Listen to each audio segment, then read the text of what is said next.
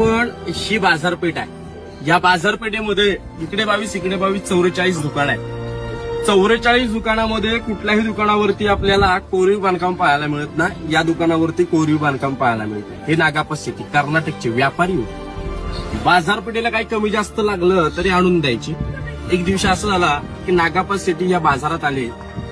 ज्याने ताजमहल बांधला त्याने 3 बोटं कलम केली. ज्याने रायगड बांधला त्याला नावाची पाटी तर दिलीच. मग राजाने नागापा सिटीला सांगितलं. नागापा सिटी राजांना म्हणतात की राजा मी अनेक वर्ष झाली या बाजारपेठीला बाजार पुरवठा करतो, तर माझ्या दुकानावर मी माझ्या नावाची पाटी लावून घेऊ का? नावाची व्यापाऱ्याची नावाची पाटी देणं शक्य आहे का? पॉसिबल आहे? नाही ना.